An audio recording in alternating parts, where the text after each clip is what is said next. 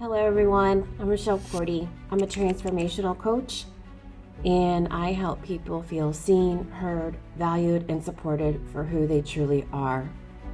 And today I want to talk to you about the 5 thoughts and concerns you might have about getting a divorce.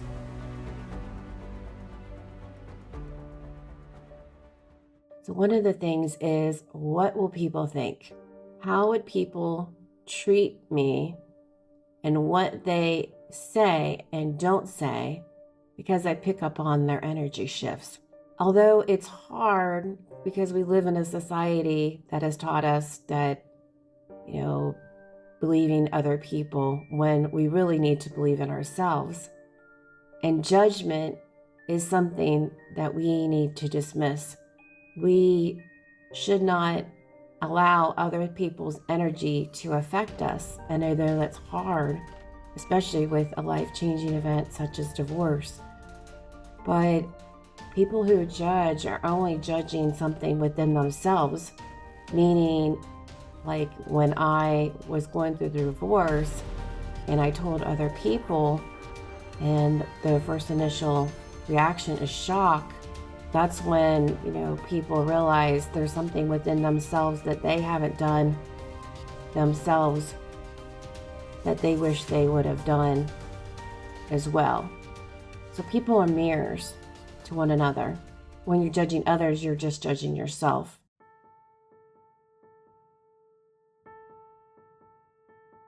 How would my partner react?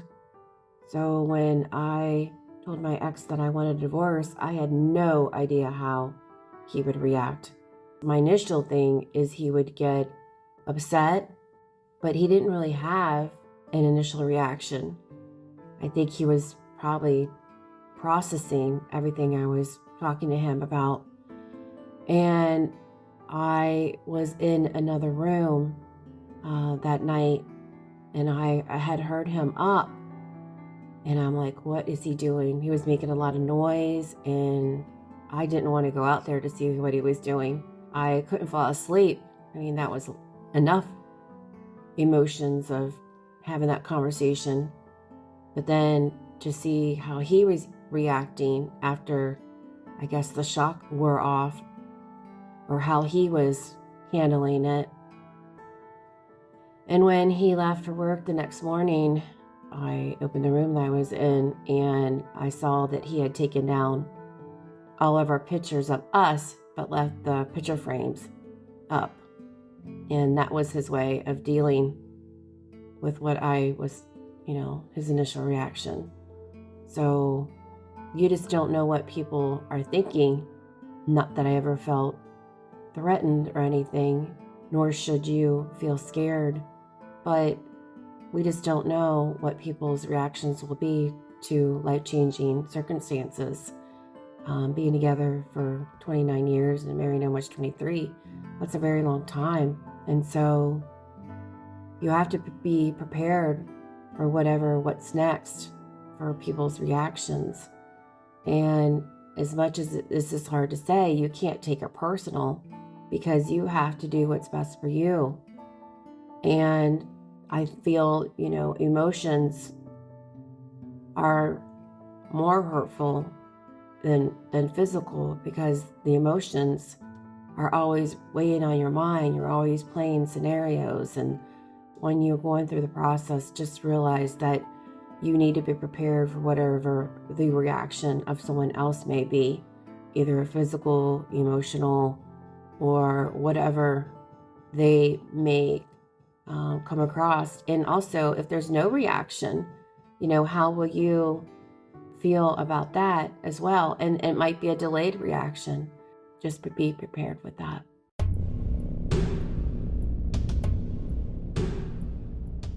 His energy was always up and down, so I had to prepare myself for that, as into what emotional reaction I would get from him when I told him that I wanted a divorce. And we have to prepare ourselves for whatever emotions someone's going to be having, and we can't take it personal, although it's hard not to. But the person that we have to control the emotions is us. And if you're being called to have tough conversations with someone, can be challenging. But if you're in your heart of hearts and you're intuitive, I am very intuitive. I just knew I had to do that.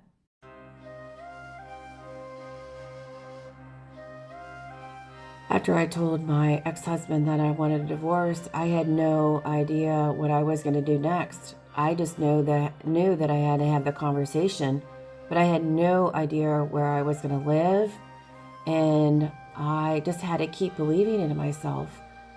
I knew the conversation had to be had, as much how hard it was to have that conversation. And you just have to go with your gut. If you believe in something and you're being nudged and pulled and guided, and just listen to your intuition, it will not steer you wrong. You have to believe in your soul. It's for your soul's evolution, for whatever life-changing events you may be going through. We have different lessons that we have to learn and experience, and this was one of mine. And tough conversations are hard, especially when it's hard being vulnerable, even with a partner you've been with for a really long time. And I know moving forward that I need to be more vulnerable and have the tough conversations. And that's something that I am working on in any life event that I'm going through, and future relationships with just not a partner, but with anyone who I'm involved with, is, having tough love conversations with even friends. And, some people just say how they feel and not hold back. And that's something that I've never done myself. I've always gone quiet, or until I erupted, pretty much, until I just couldn't take it anymore. But that's something I'm working on. And, I'm not faulting him for not having these conversations. It's something that we should have worked on before. But we're always evolving, and I pick up on energy, and the energy that I was feeling between the both of us just wasn't aligned. And chapters close, and we have to allow that stuck and stagnant energy that we've been feeling to flow.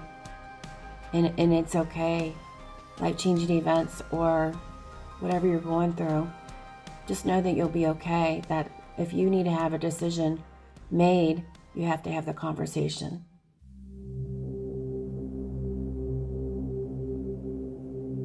Tough conversations are not always easy.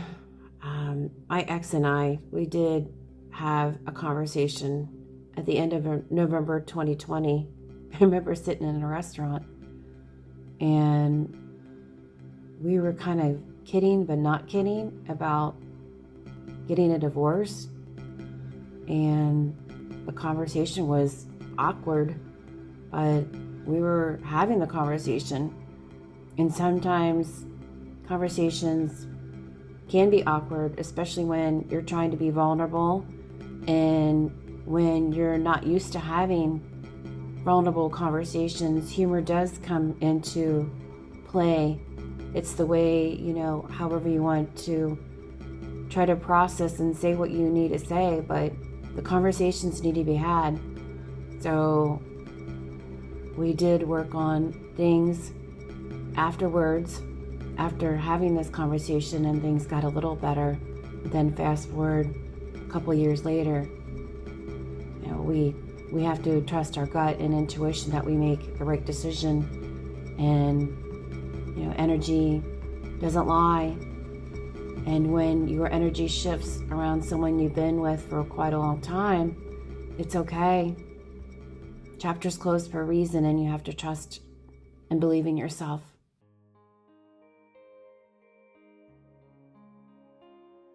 What if this is a mistake? So after, the emotional, and we did a lot of crying, together, and that was all right. it's a huge life-changing event, especially if you've been with somebody for so long. And his reaction took me by surprise, because I really thought, he would lash out at me, and I don't know. I mean, in my head, maybe call me names, and not that he'd done that before, but, maybe throw things, or I don't know. I just didn't know what his reaction would be, but I was taken back by surprise of really no reaction at first, and then emotional reactions and so forth, and then, feeling his energy shifts and so forth. But, it was so amicable. And I thought, gosh, did I make a mistake? Which I knew in my heart of hearts I didn't, because this had been processing for a bit. But when you can't assume a reaction, but we're going through our stuff and, keep, donate, throw away, and when that process is going well and you're just going, this is so weird. I thought we'd be, hating each other right now, but we're not. So you can never be prepared for one's reaction. Just keep trusting in yourself. That's what you have to do. You got to believe in you.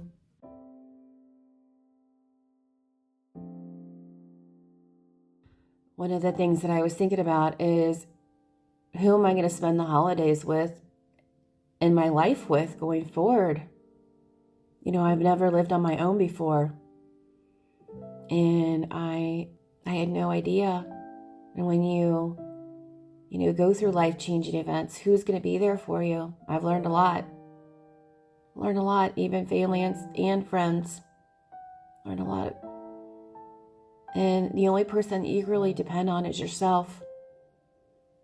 So I got used to being by myself a lot, and I still am.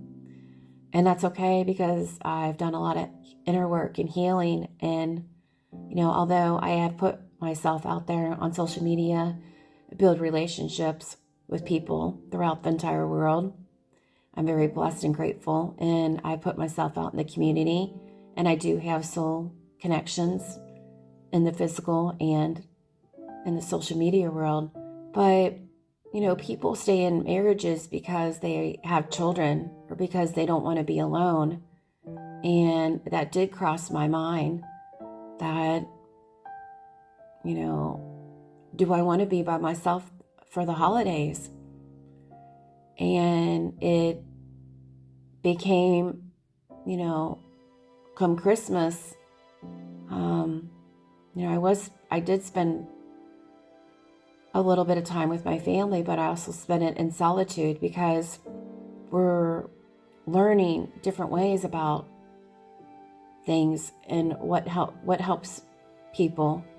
I'm sure people were concerned that I've pulled back, and I have to be cognizant of who and what I give my energy to. That's very important to me.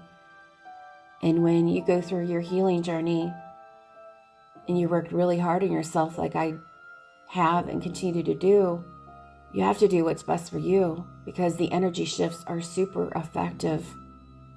Intuitiveness is something that you really tap into when you really unpeel back, I guess, or peel back, or whatever I'm trying to say, from, it's a rediscovery that I call. It's rediscovering yourself before everything's been implanted in you from society and teachers and parents and friends and everybody who's been through your path. It's just like we have to unlearn so much that we've been taught, because everything's not what it seems.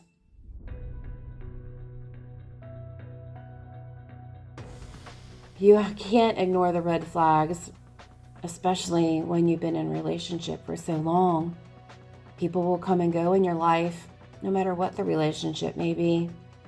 And you have to learn that it's okay to let go. You have to do what's best for you. And even though it's really, really hard, you will get through this, just like I have. And I'm very happy. I don't have any regrets about my decision. It's been freaking hard. It has not been easy. And I'm not talking about the divorce. I mean, the conversation was hard and so forth. And, at first being on my own for the first couple months, that was really hard. But what has been hard is the relearning and the rediscovery of who I am without someone else, the codependency, someone always being in my life, and not necessarily a partner, but family or friends. And the person you got to rely on is yourself. You're with yourself 24/7, 365. You got to be your own best friend, a cheerleader. And that's what I've been doing. You got to be kind to yourself. You got to love yourself. You have to have compassion and empathy and grace, and not beat yourself up, and not say terrible things that are self-limiting beliefs. And that's something I stopped quite a long time ago, is the negative self-talk. That's been one of the best things that I've done, because why do we do that to ourselves? We're only making things worse. You got to heal. You got to tell yourself loving thoughts and feelings, and you got to feel it. Not only say it, but really truly feel it.